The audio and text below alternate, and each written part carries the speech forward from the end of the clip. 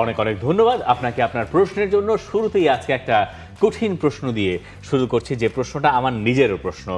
কে বয় 0264 তিনি অত্যন্ত প্রাসঙ্গিক একটি প্রশ্ন করেছেন, যেটার সাফার আমিও লেটলি করছি। এই প্রচুর ঠান্ডায় রাত জাগাটা একটু বেশি কঠিন হয়ে গেল রিফাত ভাই, নাবিল ভাই, কোনো টিপস থাকলে দিন। আমি অত্যন্ত দুঃখের সাথে জানাচ্ছি যে আপনাকে দেওয়ার মতো কোনো টিপস আমার কাছে এই মুহূর্তে নাই। একটা টিপস ধরেন হচ্ছে গিয়ে যে আপনি সন্ধ্যা থেকে রুমের দরজা জানালা সব বন্ধ করে রাখতে পারেন, ঠিক আছে? এরপর কম্বল গায়ে দিয়া মনে করবেন হচ্ছে 8টা বাজে, 9টা বাজে, 10টা বাজে, এর বেশি আসলে কোনো টিপস নাই। না, যেটা হয়েছে দেখুন, এই যে খেলা দেখাটা এই রাতের বেলায় এইরকম ডিফিকাল্ট হয়ে গেছে। ধরেন রাত 2টা 3টা, মানে 3টার পরে জেগে থাকাটা, যদি আপনি সারাদিন কাজ করে থাকেন, 3টার পরে জেগে থাকাটা এখন আমার জন্য চ্যালেঞ্জ হয়ে গেছে। তাহলে বুঝছেন যে ঘটনাটা কোন দিকে যাইতেছে। তো বাকিদের কথা আর কি বলবো। এখন একটা অ্যাডভান্টেজের ভেতরে আছে, যেহেতু সৌদি আরবে খেলা এল ক্লাসিকোটা, এইটা আপনি 2টার বদলে 1টা দেখতে পাচ্ছেন। আপনার জীবন থেকে 1টা ঘন্টা অন্তত পক্ষে বাঁচিয়ে দিয়েছে যে সৌদি আরবে খেলাটা হচ্ছে। তাই আরেকটা ব্যাপার হচ্ছে, যদি আপনি আর্সেনাল আর লিভারপুলের মতো খেলা দেখতে থাকেন তাহলে আপনার কিছুই করার নাই। এবং ওই খেলাটার এমন একটা গতি ছিল, ওই খেলাটা দেখার সময় আমি 3-4 বার ঘুমাই গেছি। মানে এমন বোরিং খেলা হয়েছে আর্সেনাল আর লিভারপুলের। আর্সেনালের এই বোরিং ফুটবলটা দরকার ছিল। আর্সেনাল অবশ্য খুব যে এক্সাইটিং ফুটবল খেলে তা না। মানে ধরেন আর্সেনালের তো মানে বাঁচতে হবে, আমার হাঁটতে হবে না, সেইটার জন্য আমার যা যা করা দরকার আমি খেলবো, আমি কোনো রিস্ক নিব না। এক্স্যাক্টলি। আর ওইটা দুই অর্থ হয়েছে, কিন্তু তারপরও জেগে থাকাটা খুব কঠিন ছিল। আপনার জন্য আমার টিপস যদি বলেন, তাহলে যেটা থাকবে যে আজকে আমার মনে হয় নাপোলি আর ইন্টার মিলানের ম্যাচ, যদি কোনো পয়েন্টে দেখেন যে ইন্টার মিলান 2-0 গোলে আগে গেছে, you can go to sleep, ঠিক আছে? আর ধরেন উনার, আর যদি এল ক্লাসিকোটা, আমার এল ক্লাসিকো আপনাকে ঝিমুনি ধরাবে না। এল ক্লাসিকোতে কিছু না কিছু ঘটবে, জার্সি ধরে টানাটানি হবে, মারামারি, পিটাপিটি খুলে যাবে, টানাটানি সময় খুলে যাবে কেমন না। এখন লিভারপুল ম্যাচে হয়েছিল, ধান মার্টিনেলি, কনর ব্র্যাডলি, ওখানে একটু গ্যাঞ্জাম লাগছিল, কিন্তু একেবারে শেষ অংশে গিয়ে তো এইটা আসলে আমাদেরকে আরো কিছুদিন একটু সার্ভাইভ করতে হবে। মার্চের পর থেকে আমরা আবারও খেলার টাইমে একটাই চলে যাবে। আর বাংলাদেশেও শীত খুব বেশি দিন থাকবে না। গরম অলরেডি আস্তে আস্তে একটু একটু করে পড়তে শুরু করেছে। মানে শীত, প্রচন্ড শীত না হইলে কি পড়ে বাংলাদেশে? গরম পড়ে, তাই না? এটাই তো, মানে হালকা গরম, বেশি গরম, অনেক গরম, অনেক গরম, ঠিক আছে? Nothing in between. El Clasico নিয়ে আজকে কোশ্চেনে সয়লাভ, মানে পুরোটাই, মানে বলবো আমি 80% কোশ্চেন হচ্ছে এল ক্লাসিকো। সয়লাভ নাকি সয়লাভ? হ্যাঁ, সয়লাভ না, আমরা বলি কি সয়লাভ। এনিওয়েজ, এল ক্লাসিকো নিয়ে এই প্রশ্ন আছে, তবে একটু ডিফারেন্ট টাইপ প্রশ্ন। বলুন। মোহাম্মদ শাহজালাল, তার প্রশ্ন, এল ক্লাসিকোতে কে আগে গোল করবেন আজকের ম্যাচে? ভিনিসিয়াস জুনিয়র গোল করবেন আজকের ম্যাচে। আজকের ম্যাচে কে আগে গোল করবে? আচ্ছা, একটা জিনিস খেয়াল করছেন, আমরা মেইন যে শো, মেইন শোতে মনে হয় আপনার লামিন ইয়ামালের নাম নিছি একবার, তাই একবার। এই এল ক্লাসিকোর আগে কিন্তু আপনার লামিন ইয়ামাল কোনো আলোচনায় নাই, সমালোচনাতেও নাই। খালি মনে ইনস্টাগ্রামে কি একটা মনে আবার করছিলেন, দেয় আর কি একটা ম্যাচের আগে। এটা হতে পারে যে লামিন ইয়ামালের মানে যেইভাবে তিনি উঠছিলেন সেখান থেকে একটু ভাটা পড়েছে আর কি। এখন ইয়াং ফুটবলারদের ক্ষেত্রে এরকমটা হওয়াটাই স্বাভাবিক। আমরা ধরে নিই যে সবাই লিওনেল মেসি হবেন, সবাই লিওনেল মেসি তো আর এত সহজে হবেন না, একদিনেও হবেন না। এরকম একটা সময় যায় ইয়াং ফুটবলারদের। এইটার আবার একটা যে কোনো এক সময় এটার মোড় ঘুরে যাবে, তখন আবার আলোচনায় আসবেন। আপাতত এটা তার জন্য আমার কাছে মনে হচ্ছে ভালো হচ্ছে যে তিনি একটু শিরোনামের বাইরে আছেন। এতদিন যা হয়েছে যে খেলা নিয়ে, খেলার পরে বান্ধবী নিয়ে, বান্ধবীর পরে বান্ধবী সে চলে গেছে, সেটা নিয়েও আলাপ, এরপরে তার ফর্ম, এরপরে তার ইনজুরি, স্পেন ন্যাশনাল টিমের সাথে কোচের হান্সি ফ্লিকের কথাবার্তার কাটাকাটি, তো তাকে কেন্দ্র করেই এখন এই সময়টা তার একটু প্রয়োজন আছে, যখন তিনি আড়ালে আবডালে নিজের উন্নতির জন্য, এখন তার সাফারিং পিরিয়ড, তিনি সাফার করুক। সাফারিং ওই অর্থ বলছি না, মানে স্ট্রাগলিং পিরিয়ড। এইটার আউটকাম যখন তিনি পাবেন, তখন এই সময়গুলোকে মধুর মনে। আর লাস্ট ম্যাচে তো আমরা দেখলাম তাকে রেস্টও দেয়া হলো, ওটা ইচ্ছা করে দেওয়া হয়েছে, কারণ এই ম্যাচটাতে যেন লামিন ইয়ামাল ফুল ফোকাসটা দিতে পারেন, রাখতে পারেন। তো ইয়ামালও ভালো করবেন হয়তো। আমার কাছে মনে হয় বার্সেলোনা এই ম্যাচটা আগে গোল করবে।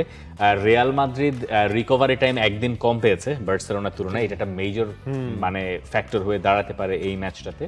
আমার মনে হয় বার্সেলোনা সেই ক্ষেত্রে রাফিনিয়াকে আমি একটু বোধহয় দিতে চাই। আজকের ম্যাচে ফার্মিন লোপেজ একটা ভালো হতে পারেন এই ধরনের ম্যাচে, যদিও শেষ এল ক্লাসিকোতে খুব ভালো করেছেন, ব্যাপারটা তা নয়। আচ্ছা, পরের প্রশ্নে যাব।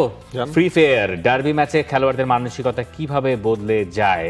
El Clasico one kind of a derby, এটাতে কিভাবে মানসিকতা বদলে যায় এটা দেখার জন্য আমরা আমাদের দিকে তাকাতে পারি। বাংলাদেশ যখন ইন্ডিয়ার এগেইনস্টে খেলে, what ever the game is, cricket বলেন ফুটবল বলেন যাই হোক না কেন, হয়তো ক্রিকেটে বাংলাদেশ আর ইন্ডিয়া খুব পিটাপিটি না, ফুটবলেও তাই নয়, র্যাঙ্কিংয়েও একটা বিরাট গ্যাপ আছে, কিন্তু দেখবেন যে বাংলাদেশের একটা অন্যরকম উত্তাপ চলে আসে, এইটাকে বলে ডার্বি।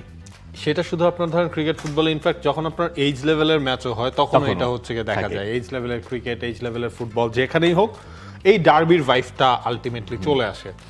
আর একটা সময় আপনার ধরেন আমাদের লোকাল ফুটবলেও ওই আবাহনী মোহামেডানের ডার্বির উত্তাপ ছিল এরকম, এখন সেটা অনেকটাই আসলে কমে গেছে, কিন্তু যাদের ভেতরে আছে আছে আছে এটা এখনো তাদের মতোই আছে। মানে এটা হয় কি, একই জায়গা থেকে যখন আপনি বেড়ে উঠেছেন, তারপরে আপনাদের ভেতরে দূরত্ব তৈরি হয়, তখন সেটা অনেক অনেক রকম মাত্রার সৃষ্টি করে দেয়। আপনার অনেক কাছের বন্ধু আপনার অনেক সময় অনেক বড় মানে শত্রু না হোক, প্রতিপক্ষ হয়ে দাঁড়াতে পারে, এটা হইতেই পারে, এটা ইট হ্যাপেন্স, এবং সেটার মধ্যে একটা আলাদা ঝাঁজ থাকে। ডার্বি ব্যাপারটা কাইন্ড অফ তাই, এই কারণেই বার্সেলোনা এসপানিওল ম্যাচ জমে যায়, বার্সেলোনা জিরোনা ম্যাচ জমে যায়, বা কাতালোনিয়ান ডার্বি, হ্যাঁ, রায়ো ভায়াকানো রিয়াল মাদ্রিদও কিন্তু some kind of a Madrid derby, যেটা অনেক সময় সেটা রায়ো ভায়াকানো মনে করে, কিন্তু রিয়াল মাদ্রিদ হয়তো পাত্র দেয় না। এইটাই আতিকেসকে তার প্রশ্ন, জামাল ভুঁইয়ার ছোট ইন্টারভিউটা নিয়ে কিছু বলেন। আচ্ছা, সেটা হচ্ছে জামাল ভুঁইয়া গতকালকে গণমাধ্যমে একটা ইন্টারভিউ দিয়েছেন, সেখানে মেইন জামাল ভুঁইয়ার কথাটাই ছিল বাংলাদেশের ফুটবলে এখন উঁচু মানের হেড কোচ দরকার, উঁচু প্রোফাইলের, যিনি বাংলাদেশের ফুটবলটাকে এগিয়ে নিয়ে যাবেন, পার্ট বাই পার্ট চিন্তা করেন। আচ্ছা, এরপর তিনি আবার এটাও বলেছেন, যদিও সব ডিসিশন বাংলাদেশ ফুটবল ফেডারেশনের, তারা যেটা করবে সেটা, মানে এক কথায় যে তারা যদি ডিসিশন নেয় তাহলে সেটা মানতে হবে, যেই ডিসিশনই নেক না কেন। আবার আপনি খেয়াল করেন জামাল ভুঁইয়া কিন্তু এটা কিন্তু একটা বিগ স্টেটমেন্ট দিয়েছেন, যখন আপনার হাভিয়ার কাবরেরাকে আমরা তো ধরেই নিচ্ছি যে তিনি সিঙ্গাপুরের ম্যাচ পর্যন্ত থাকছেন, মার্চ পর্যন্ত, তো এরপর বাংলাদেশের যেহেতু সাফ আছে এই বছর, ওই সময় কোচ চেঞ্জের আগে জামাল ভুঁইয়ার এই বক্তব্যটা কিন্তু হচ্ছে আমার মনে হয় সব মানুষ যেমনটা চান তার মানে একটা রেপ্লিকেশন হচ্ছে জামাল ভুঁইয়া তিনিও নিজেও সেটা করলেন। তিনি নিজে এই দলের সাথে আছেন প্রায় এক যুগ হতে চললো, দেখছেন তার অনেক কোচের আন্ডারে তিনি খেলেছেন, ক্রিফ থেকে শুরু করে এই হাভিয়ার কাবরেরা, তার কাছে আসলে এখন এমনিতেই মনে হয়েছে যে এখন একটা স্টেপ ফরওয়ার্ড দরকার। জামাল তো আমার মনে হয় খুব ভালো কথা বলেছেন এবং সত্য কথাই বলেছেন। আমার ধারণা হাভিয়ার কাবরেরাকেও যদি কেউ জিজ্ঞাসা করে যে বাংলাদেশের পরবর্তী কোচ কেমন হওয়া উচিত, হাভিয়ার কাবরেরাও এই উত্তরই আমার মনে হয় দেবেন। তবে ইউরোপিয়ান কোচ বা এরকম যে একটা তকমা লাগানো হচ্ছে, এইটার সঙ্গে আমি বোধহয় একটু বলবো যে এশিয়ান এক্সপেরিয়েন্স আছে, এরকমটা দরকার হবে, কারণ ফুটবল সব জায়গায় একরকম নয়। এশিয়া সম্পর্কে যার ভালো ধারণা আছে, যিনি জানেন যে এই এশিয়ান ফুটবলটা কিভাবে রিভলভ হয়, এবং যিনি এই বাস্তবতার সাথেও একটু করে মানে ওয়াকিবহাল যে বাংলাদেশের ফুটবলে আপনি চাইলেই 20 জনের বা 5 জনের একটা মেডিকেল টিম পাবেন না, সেখানে হয়তো একজন টিম ডক্টর থাকবেন, তার আন্ডারে হয়তো একজন ম্যাক্সিমাম একজন থাকতে পারে, বা ইনজুরি ম্যানেজমেন্ট গুলো ক্লাব থেকে ওইভাবে হবেও না, সব ক্লাব থেকে লোকাল ফুটবলের খেলা হবে, যেই প্লেয়ারটাকে আপনি যে ডায়েট প্ল্যান ফলো করতে দেবেন তাকে হয়তো নিজের গাটের পয়সা দিয়ে সেই ডায়েট প্ল্যানটা ফলো করতে হতে পারে। একজন ফুটবলার হয়তো নিজে প্র্যাকটিস করার জন্য একটা গ্রাউন্ড খুঁজে পাবেন না, তাকে হয়তো টাকা দিয়ে একটা গ্রাউন্ড ভাড়া করতে হইতে পারে, যেখানে ক্লাবের থেকে তাদের পয়সাটারই নিশ্চয়তা এখনো দেওয়া যাচ্ছে না। এই বাস্তবতাগুলো যে শুধুমাত্র বাংলাদেশের ফুটবলের জন্য সত্য ঘটনা, আসলে তা না। নাইজেরিয়ার ফুটবলের দিকে তাকান, নাইজেরিয়ার ফুটবলাররা যখন তারা ওয়ার্ল্ড কাপের প্লে অফটা খেলার আগে, মানে আফ্রিকান প্লে অফ খেলবে নভেম্বর মাসে, একটা ম্যাচ জেতার পরে সেকেন্ড ম্যাচ ফাইনালের আগে তারা বললো যে আমাদের পয়সা দেওয়া হচ্ছে না, আমরা খেলবোই না। তারা ওই ম্যাচের আগে কিন্তু মানে প্র্যাকটিসই করলেন না, ম্যাচের আগের দিন প্র্যাকটিস করলেন, ম্যাচ যে -2-তে তারা প্র্যাকটিস বর্জন করেছিলেন। তার মানে ওই রকম ঝামেলা নাইজেরিয়ান ফুটবলে, আফ্রিকান ফুটবলেও আছে, কিন্তু দিন শেষে তারা জিতে যায় প্রবল ইচ্ছা শক্তি দিয়ে। এই স্ট্রাগলিং যে ঘটনাগুলো আমরা বলি, এগুলো শুধুমাত্র যে বাংলাদেশেই এক্সিস্ট করে ঘটনাটা তা না। ইউরোপ বাদ দিলে বা লাতিন আমেরিকার কিছু অংশ বাদ দিলে হয়তো এটা গোটা বিশ্বেরই গল্প, বাংলাদেশে যেটা ব্যাপক হারে হয়তো হয়। কিন্তু এত বেশি মন ছোট না করেও আমরা যদি এইরকম কাউকে ধরেন, আপনি একটা ইউরোপিয়ান একজন একজন কোচকে আনলাম যিনি এশিয়া কখনো কাজই করেন নাই, বা তিনি আফ্রিকাতেও কখনো কিন্তু কাজ করেন বাস্তবতা নাই, বুঝবেন না। তিনি কিন্তু বাস্তবতাটা বুঝবেন না, তিনি কখনো খেলেনি নাই। এই কারণে বলছি এশিয়ান বাস্তবতা বোঝেন এইরকম একজন কোচ আসলে প্রয়োজন। আবার এইটাও বলছি না যে কিছুই করেন না ন্যাশনাল টিমের জন্য। ন্যাশনাল টিমে তিনি যদি কোচ যদি বলেন যে না আমার 5 জনের একটা টিম দরকার, অন্তত পক্ষে 2.5 জনে মিট করুক, 3 জনে মিট করুক, ফেডারেশনও সেটা দিক, কোচও তার এক্সপেকটেশন লেভেলটা একটা মাঝামাঝি একটা জায়গায় আসুক। তো এইটা হচ্ছে খুবই ইম্পর্টেন্ট কোচ। এবং কোচ নেওয়ার আগে আমার মনে হয় বিএফএফ টেকনিক্যাল টিমের একটা বড় ধরনের প্রভাব এখানে থাকা দরকার। মানে টেকনিক্যাল টিমই তো আসলে ডিসাইড করবে যে কে কোচ হবেন। হ্যাঁ, ধরেন coaching staff টা। আমি ন্যাশনাল টিমের কোচ হতে চাই, আমি একটা প্রেজেন্টেশন দিতে চাই। হ্যাঁ, তো প্রেজেন্টেশন দিলাম আমি একটা, আপনি যে আমার প্রশ্নটা করবেন এই প্রশ্নটা তো it has to be a technical question. আমি তো টেকনিক্যাল, মানে আপনি তো আমার টেকনিক্যাল কোয়েশ্চেন করতে পারবেন না unless you are a football coach or something, বা আপনি প্রফেশনাল ফুটবল খেলছেন। সো ওই টেকনিক্যাল টিমের সেই রকম দক্ষ লোক প্রশ্ন করতে পারতেছেন কিনা, যেটার উত্তর তিনি দিচ্ছেন কিনা, বা তিনি তখন কি ভাবতেছেন, এইগুলোরও আমার মনে হয় প্রয়োজন আছে। মানে একটা মিনিমাম স্ক্রিনিং এর হয়তো দরকার হইতে পারে, যেটার একটা দায়িত্ব, সেটা মানে বললাম তো নন ফুটবলিং গায়ের ক্ষেত্রে এটা খুব ডিফিকাল্ট হয়ে যাবে। আপনার আমার মতো হবে, নাম দেখে নিয়ে আসবে বা নিয়ে আসবো আমরা, এরকম হইতে পারে, একটা সুযোগ থেকে যায়। নেক্সট কিছু যোগ করলেন না? ভালো বলছি? ভালো বলেছেন। ভালো বলেছি। আর আমি তো জামাল ভিয়ার এটার সাথে সহমত, প্রথমেই সহমত ভাই। করলাম। ঠিক আছে, পরের প্রশ্ন। ব্রাকিব হাসান ভাই আবার প্রশ্ন করেছেন, আমি গত এপিসোডে পুরো সিজনের প্রেডিকশন করা নিয়ে এবং সিজনের মাঝে পাল্টানো নিয়ে প্রশ্ন করেছিলাম 2023 থেকে। ভাই মোটেই দুঃখ পাই নাই, আপনাকে অনেক ধন্যবাদ। 2023 থেকে আপনি এই শোটা দেখছেন, অনেক অনেক ওই যে ধন্যবাদ। prediction নিয়ে যিনি ইয়ে করলেন। আশা করি আপনি আমাদের সঙ্গে থাকছেন। আমরাও মানে আমিও বলতে বলতে আসলে ওইভাবে আপনাকে ইন্ডিকেট করে কখনো, মানে আমরা তো লাস্টে বললাম যে ভাই এটা শুধু আপনার এটা আবার জন্য না। আপনি অন্যভাবে নিয়েন না। মানে আই লাভ ইউ, আশা করি আপনিও আমাদেরকে ভালোবাসেন। Let's go.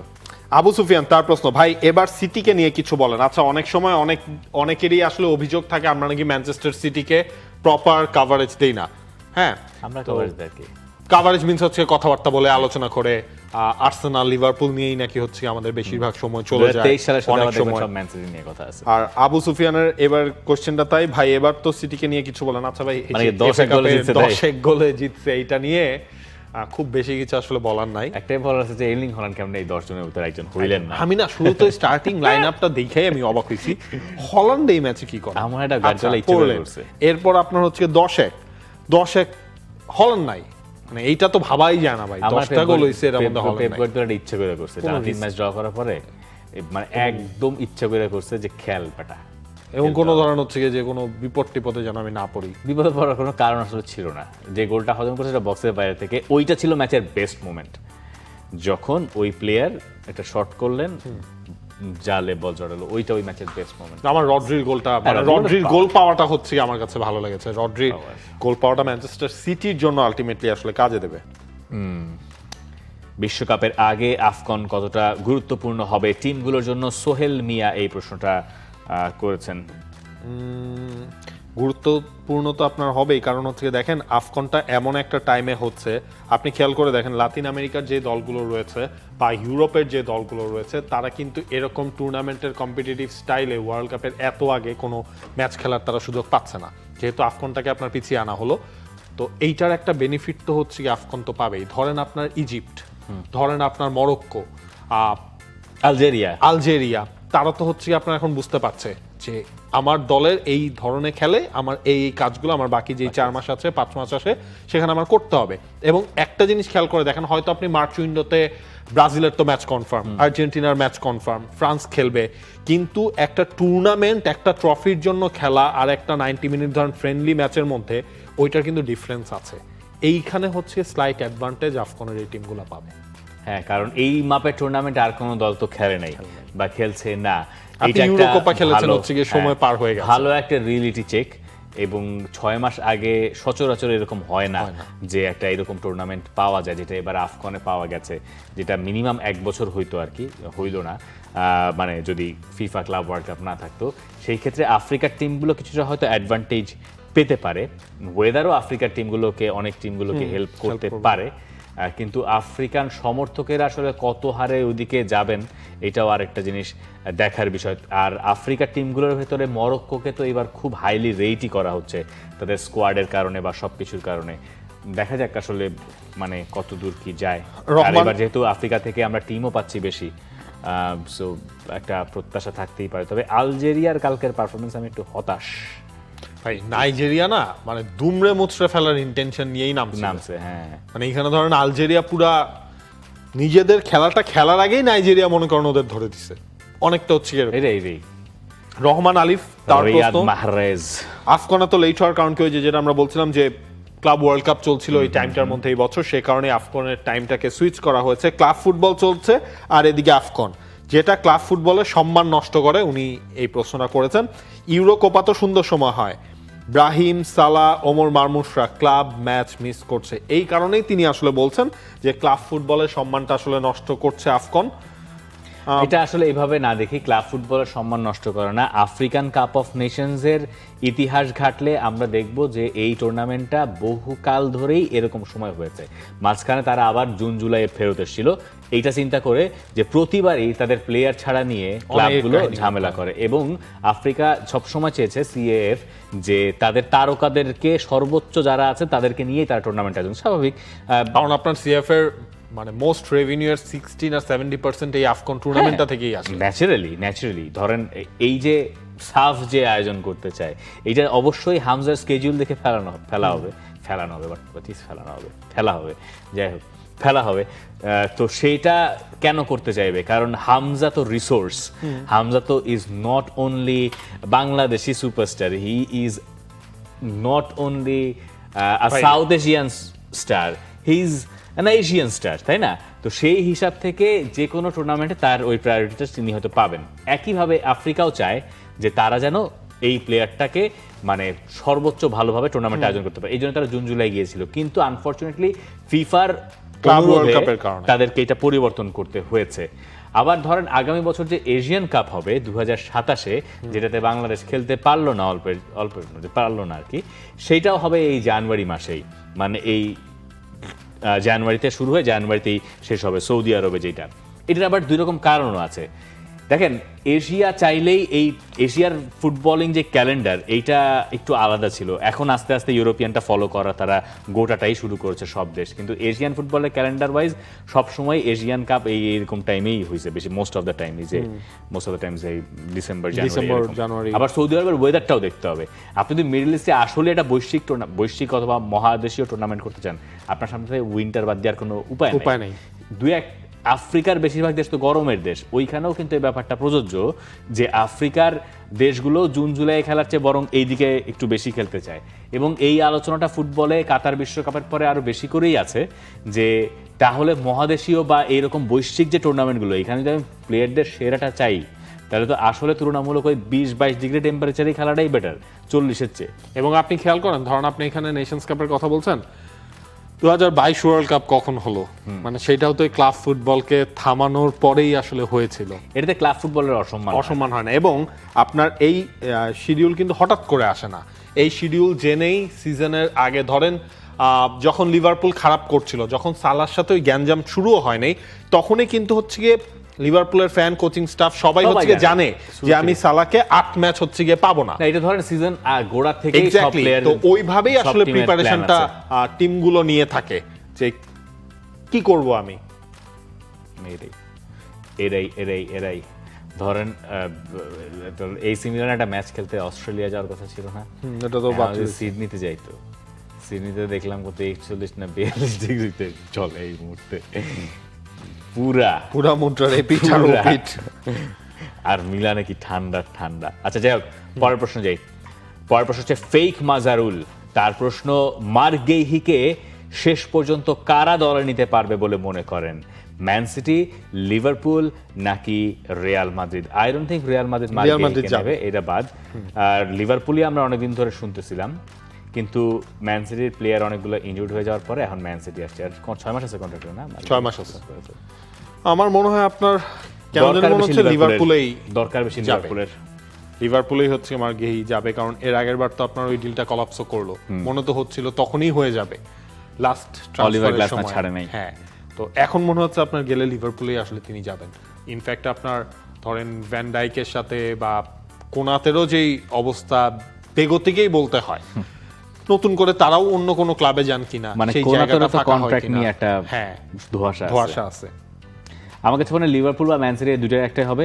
লিভারপুল অনেক দিন ধরে লিঙ্কড, আর ম্যান সিটি রিসেন্টলি লিঙ্কড হয়েছে। ম্যান সিটিটা এখন বেশি স্ট্রং এই আবার রাইট আপনি নাও। দেখেন সেমানিওতেও তো ম্যান সিটি পরে লিংক আপ হয়েছে, কিন্তু দিন শেষে হচ্ছে গিয়ে গার্ডিওলা যখন ডাকছেন সিটিতেই চলে আসছেন। আচ্ছা, এই গার্ডিওলাকে নিয়ে একটা প্রশ্ন আছে, গার্ডিওলাকে নিয়ে মোহাম্মদ শাহিদুল ইসলাম ফাহিম, তার প্রশ্ন, Enrique has rejected a contract at PSG and is keen on a new challenge. Could Enrique return to City if Pep leaves this season? Is that মানে অফিশিয়াল নিউজ? এটা ফ্রান্সের একটা লেকিপ না, অন্য একটা গণমাধ্যমে বলা হয়েছে পিএসজি থেকে, কোনটা জানি আমার ঠিক মনে নেই। এনরিকে হচ্ছে গিয়ে নতুন কন্ট্রাক্ট অফার করা হয়েছে, এনরিক হচ্ছে সেটাতে এখনো সাইন করেন এবং মনে হচ্ছে তিনি ক্লাব চেঞ্জ করতে চান বা নতুন জায়গায় যেতে চান, অ্যাডভেঞ্চারটা করতে চান আর কি। তো এই হিসেব করেই মানুষজন দুয়ে দুয়ে চার মিলাচ্ছে।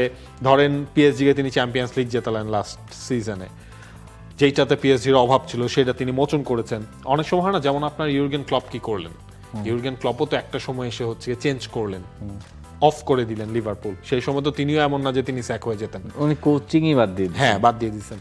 তো এই জায়গায় যদি এনরিকে পিএসজি চ্যাপ্টারটা ক্লোজ করেন, যদি তিনি অন্য কোনো একটা নতুন অ্যাডভেঞ্চার খুঁজতে যান, তাহলে কি ম্যানচেস্টার সিটি হবে নাকি সেটা? এবং এটার সাথে একটা প্রশ্নে লেজ আছে, what will happen to Donnarumma? এইটা ভালো বলা যান না। ম্যান সিটি আমার মনে হয়, আমি জানি না, মনে হয় না ম্যান সিটি হবে। অনেকগুলো ধরেন পেপ গার্দিওলা হ্যাঁ, যদি না মানে- থাকেন, তখন ম্যানচেস্টার সিটির একটা নতুন কোচ দরকার। সিটি তখন কার দিকে যাবে? এনরিক যদি হচ্ছে সেটা ছেড়ে দেন এইটা হলেও, এবং তখন মানে- দোনারুমার কি হবে? ওই লেগাসি কন্টিনিউ করার জন্য বাজারে এই মুহূর্তে পেপ গুয়ার্দিওলার রিপ্লেসমেন্ট তো এনরিকে কেই ধরতে পারে না, এছাড়া তো এত কাছে কেউ যাইতে আচ্ছা পারে না। ধরেন সামনের বারের পর মানে সিটি তো চাইলেই সিটিতে তিনি যেতে পারবেন। শাভি আলোনসো চ্যাপ্টার ক্লোজ, হ্যাঁ রিয়াল একজন ইন্টারিমকে দিয়ে লাস্ট 2-3 মাস চালাইলো, এরপর ধরেন এনরিকে পিএসজির চ্যাপ্টার শেষ হয়ে গেল, জার্মানিতে গেল, রিয়াল মাদ্রিদে যাইতে পারে, এক্স রিয়াল মাদ্রিদ প্লেয়ার, এবং এটাই তো। এটা এমন প্লেয়ার যে আমরা রিয়াল মাদ্রিদ ফ্যানরা ওনাকে অপছন্দ করেন না। He is a Barca guy through and through, কিন্তু রিয়াল মাদ্রিদের লোকজন মানে রিয়াল মাদ্রিদের প্রচন্ড ঘৃণার শিকার তিনি হবেন বলে আমার মনে হয় না। হ্যাঁ, ভেরি ফিউ ফুটবলার্সদের একজন যে যাদের আমার মনে হয় রিয়াল মাদ্রিদ, আমি জানি না, আমার যতটুকু বাইরে থেকে মনে হয় রিয়াল মাদ্রিদ ভক্তরা ওনারা অত বেশি অপছন্দ করেন না। যাই পরের প্রশ্নে যাই। বাংলাদেশ ফুটবল লিগের ম্যাচ আবার কবে থেকে শুরু হবে? সায়েম হাসানের প্রশ্ন। ফেব্রুয়ারি থেকে শুরু হচ্ছে, কারণ কয় এখন তারিখ? মধ্যবর্তী দলবদল চলছে। তারিখ ফেব্রুয়ারি বলো। ফার্স্ট উইক থেকে শুরু হচ্ছে, 2 তারিখ থেকেই তো মনে হয়, হ্যাঁ 2 তারিখ থেকেই আবার ঘরোয়া ফুটবলের মানে কি এক সিজনটা উইক শুরু হয়ে হয়ে যাচ্ছে। নির্বাচনের ব্রেক, তারপরে আবার খেলা হবে মাঝখানে এরকম? একটা ব্রেক আছে, ফেডারেশন নির্বাচনের কাপের জন্য? ম্যাচ আছে, দেশের যেহেতু জাতীয় নির্বাচন রয়েছে, ওইটার জন্য একবারে নির্বাচনের খুব পরে শুরু অল্প করলে কেমন হয়? খুব অল্প সময়ের জন্যই সেই জায়গাটায় আটকাবে। এক্স্যাক্টলি ডেটটা যদি বলতে হয় যে এখন তো আপনার ধরতেই হবে, কারণ আপনি দলগুলোকে মধ্যবর্তী দলবদলের সুযোগ দিতে হবে। জাস্ট আ মিনিট, আপনি পরের কোশ্চেনটা দেখতে চাইলে দেখতে পারেন। আমি একদম তা তো দেখাই আছে, মানে কি দেখবেন আপনি? আমি জাস্ট বিএফএল, হ্যাঁ বিএফএল আমি জানতে চাই যে এই একইভাবেই বিএফএল ফিরবে কিনা, মানে তার যে জৌলুস, সেই জৌলুস নিয়ে আমি একটু জৌলুসটা, এত জৌলুস আর নিতে পারতেছি না বিএফএল এর। 6-7 হচ্ছে রাউন্ড 10 এর ম্যাচ, তারপর হচ্ছে আপনার 20 তারিখ যে আবার রাউন্ড 11 দিয়ে শুরু। ওকে ফাইন, ঠিক আছে। ন্যাশনাল ইলেকশন 12 তারিখ, এরপর আবার আপনার আছে মার্চে তো আবার একটা বন্ধ আছে, রোজা না। বাংলাদেশের যেহেতু ম্যাচ রয়েছে, ওই সময় হাভিয়ার কাবরেরা নাকি 20 দিনের জন্য ক্যাম্প করতে চান মার্চে, কিন্তু এটা দেয়া হবে না। 18 থেকে 31 তারিখ, প্রায় 2 সপ্তাহের মতো হচ্ছে কি হাভিয়ার কাবরেরা সময় পাবেন, লিগটা তখন বন্ধ হবে। আবার হচ্ছে কি আপনার প্রিমিয়ার লিগ কিন্তু, অর্থাৎ ফুটবল লিগ কিন্তু এপ্রিলের মধ্যে শেষ হয়ে যাচ্ছে, সেটাও কিন্তু করবে, কারণ এরপর আপনার হচ্ছে ইন্ডিপেন্ডেন্স কাপটা করার একটা প্ল্যান রয়েছে। সুপার কাপ তো হচ্ছে না। আশরাফুল ইসলাম, ফ্রাঙ্ক মাস্তানতুনোর বিষয়ে কিছু বললে খুশি হতাম। তাকে কি সত্যি রিয়াল মাদ্রিদ যথেষ্ট সময় দিচ্ছে? আর্জেন্টিনা ফ্যান হয়ে বলছি না, তাকে খেলার সময় বল পাস দেওয়া হয় না। আমি খেলার সময় খেলা দেখলেই বুঝতে পারবেন, আপনি খেলা দেখার সময় খেলা দেখলেই বুঝতে পারবেন যে ফ্রাঙ্কো মাস্তানতুনো যদি না থাকে ওই পাশে বলা যায়, কিন্তু সে থাকলে ওই পাশে বলা যায় না। আরে একটু বিষয় নিয়ে কিছু বলবেন? আচ্ছা ভাই, আমরা মনে হয় ফুটবলটা এইভাবে না দেখলেও পারি। আমি অনেক সময় অনেকের ভেতরেও এই প্রবণতা দেখি যে মনে করে যে ও প্রবাসী বলে ওরে পাস দেয় না। হ্যাঁ, মানে আমার মনে হয় ব্যাপারটা ওইখান থেকে আসে না। ব্যাপারটা হচ্ছে যে দেখেই না দেখে পাস দেয় না। ও অমুক বলে তমুক যদি কোনো ফুটবলার দিয়ে থাকেন, এই কাজ করে থাকেন, ফুটবলার হইতে পারবে না কোনো। এবং এইটা ধরেন অঙ্কুরেই ঝরে যাবে, ঠিক আছে, আমি বলি। তো আর এইখানে মাস্তানতুনোর ক্ষেত্রে এরকম কিছু ঘটে না। মাস্তানতুনো প্রথম দিকে ভালোই সুযোগ পাইছিলেন, পরের দিকে ইনজুরি এবং তারপরে শাবি আলোনসো যেটা করতেছেন আমার দিস ইজ কারেক্ট। বরং প্রথম দিকে তিনি এত সুযোগ পাইছিলেন কেন, এইটা আপনি বলতে পারেন। তখন রড্রিগো ফর্মে ছিলেন না বা কিছু। তো এখন তিনি এইরকম ভাবে সুযোগ পাওয়াটা আমার কাছে মনে হয় তাকে আরো হেল্প করবে। এখন তার বয়স যা, সেই অনুযায়ী 20-30-25 মিনিট এরকমই খেলুক, আস্তে আস্তে সে ভালো করবে। কিন্তু আমি মাস্তানতুনোর ওয়ার্ল্ড কাপ টিমে দেখতে চাই না। দেখেন, এই জায়গায় হচ্ছে আপনার এখনের আধুনিক ফুটবলে ইচ এন্ড এভরি মুভমেন্ট হচ্ছে গিয়ে আপনার সবকিছু রেকর্ডেড থাকে, টেকনিক্যাল টিমের কাছে থাকে। সেই জিনিসটা যদি একবার হতে পারে, দুইবার হতে পারে, তিনবার যদি সেই জিনিসগুলো হয়ে যায়, তখন আপনি টিমেই আসলে সুযোগ পাবেন না। সুতরাং কোনো ফুটবলার আসলে ওকে পাস দিব না, ওকে না দিয়ে আমি সামনে চলে যাই, এরপর বল লুজ করলাম, ওই ফুটবলারও জানে এটার ফল আসলে কোন জায়গায় পড়তে পারে। সুতরাং ওই ধরনের হাইপোথিসিস বা ষড়যন্ত্র নীতি খাটে না ভাই। তবে সেদিন একটা মজার ইন্টারভিউ দেখতেছিলাম। ইন্টারভিউতে একজন আরেকজনকে জিজ্ঞেস করছে, নাইজেরিয়ারই তো মনে হয় নাকি জানি, মানে চিনি প্লেয়ার, আমি মনে করতে পারছি নাকি। তো বসে বসে সে ফোনে একটা ইন্টারভিউ নিচ্ছে তার টিমমেটের। তো বলতেছে, ওর চেতাচ্ছে আর কি, বলতেছে যে ভাই তুই আমার যে পাস কেন দাস, তোর সাথে আমার কোনো শত্রুতা আছে, তুই আমার পাস দাস না কেন, এই গোলটা তো আমিও করতে পারতাম। ফাইজলামি, মানে এরকম ফান হয়তো হয়, কিন্তু ওই সময় প্লেয়ারের কাছে মনে হয়েছে পাস দিব না, এই আর কি। আচ্ছা, আরেকটা প্রশ্ন আছে, মোহাম্মদ ফয়সাল হোসেন। মানলাম না হয় ভাই সব দোষ সিমিওনের, কিন্তু আলভারেজের 96 মিনিটের ওই মিসটা নিয়ে কেউ কোনো কথা বলবে না। কিন্তু এইরকম জায়গায় বল পেলে আন্দাজে না মেরে গোলে মারলেই হলো। অথচ এই গোল ফেরান তোরেস বা অন্য কেউ যদি মিস করতো তাহলে তাকে নিয়ে ট্রোল শুরু হয়ে যেত। কিন্তু আলভারেজ ধারাবাহিকভাবে খারাপ খেলে যাওয়ার পরে, প্রতি ম্যাচে সহজ সুযোগ মিস করার পরেও কিছু বলে না, কেউ কিছু বলে না, এর কারণ কি? আবার এই আলভারেজই হচ্ছে গিয়ে, না, এটার কথা উনি ভুল বলেন না। আলভারেজের 96 মিনিটসের মিস, এটা আলভারেজের সাথে যায় না, এটা একটা অন টার্গেটে হিট করা দরকার ছিল। কিন্তু এই আলভারেজই তো হচ্ছে গিয়ে আপনার রিয়াল মাদ্রিদের এগেইনস্টে ভালো পারফরম্যান্সও ছিল, আবার খারাপ পারফরম্যান্সও ছিল। আপনি ওই ফার্স্ট ডার্বির ম্যাচটার কথা চিন্তা করেন, এই সিজনের ফার্স্ট ডার্বি যেটা রিয়াল মাদ্রিদকে উড়াইয়া দিল, সেটাতে আলভারেজ কি ছিল। তারপরে কিন্তু তার ফর্ম তো আসলে নাই এখন। নাই, ফুটবলের ক্ষেত্রে তো আপনার সেটা হয়েই থাকে যে একজন ফুটবলারকে আপনি কন্টিনিউয়াসলি পান না। আলভারেজের ক্ষেত্রে আসলে সেটাই হয়েছে। ইনফ্যাক্ট এখন আমার মনে হচ্ছে সাম কেসেস যে ওই যে ট্রান্সফার সাগাগুলো আলভারেজের ওপর কি মেন্টালি কোনো ইফেক্ট পড়ছে কিনা। আচ্ছা, ভিনিসিয়াস যদি ফর্মে না থাকেন, তাকে নিয়ে যেভাবে কটাক্ষ হয়, আলভারেজকে নিয়ে কি সেরকম ভাবে হয়? রিয়াল মাদ্রিদ আর আতলেটিকো মাদ্রিদ তো এক নয়। বুঝছেন কেন রিয়াল মাদ্রিদ নিয়ে আলোচনা বেশি হয় আর আতলেটিকো মাদ্রিদ নিয়ে আলোচনা কম হয়? এই ধরেন হচ্ছে আপনি ঠিকই জানেন ভিনিসিয়াস জুনিয়র 19-20 ম্যাচ ধরে গোল করে না, আলভারেজ কয় ম্যাচ ধরে গোল করে না, এটা কিন্তু আসলে মানে ঠোঁটের আগায় রেখে আপনি বলে ফেলতে পারবেন না। চল নেক্সট প্রশ্ন, ঋতু দাস আরডি, তার প্রশ্ন, একজন ম্যানেজার সিমিওনে বিপক্ষ দলের প্লেয়ার ভিনিসিয়াসকে এভাবে টিস করেছেন, এটা কি ঠিক হয়েছে কিনা? না, ঠিক হয় নাই, কিন্তু কিছু করার নেই। কোচ যখন প্লেয়ারকে এইভাবে বলে তখন সেটা আসলে কারোর কাছেই স্বভাব সুলভ মনে হবে না। এটা ফুটবলার হলে মানতাম, কোচের কাছ থেকে মানা যায় না। আবার ধরেন কোন ফুটবলার যদি কোচের কাছে গিয়ে, মানে একটা ফুটবলারকে কিছুটা বলে, কিন্তু একটা ফুটবলার যদি কোচকে অসম্মান করে, কিছু বলে, তখন ইট লুকস সো ব্যাড। কিন্তু এই যে এই দুইজন হচ্ছে এমন দুই পিস, হ্যাঁ, যে এটা দেখে আপনি অবাক হবেন না। হ্যাঁ, দুইজনই, একজন হইতেছে তেরা, আর একজন কিছু একটা হইলেই মন টন খারাপ করে বসে থাকে। এখন এইটা সিমিওনের কাছ থেকে একদমই অপ্রত্যাশিত, কিন্তু পুরো ম্যাচে এই জিনিসটা আমার খুব মজা লাগছে। সিমিওনকে ম্যাচের পরে জিজ্ঞেস করছে যে কি হয়েছে, কি বলছেন, আপনি কি এটা বলছেন যে আপনারে ফ্লোরেন্তিনো পেরেজ তোমার বাদ দিয়ে বলছে, কি করছে আমার মনে নেই, মনে থাকলেও তিনি যেটা বলবেন না, এটাই খুব স্বাভাবিক। মানে সিমিওন একটা চিজ ভাই, ব্যাড, ঠিক আছে, বেশি বাজে। আমার ভালো লাগে না এই জিনিসটা, যে না ভালো লাগছে, মজা পাইছি, কিন্তু হওয়া উচিত না। কিন্তু কি করব, কিছু জিনিস থাকে না, ধরেন এই যে মাঝে মধ্যে ছোটবেলা হয়েছে না যে খেলতেছেন বা কিছু কেউ যেন আছাড় খাইছে, এটাতে তো হাসা উচিত না, কিন্তু হাইসা তো দিছে, অটো হাইসা তো দিছে। কি করবো এটা, how do I control myself?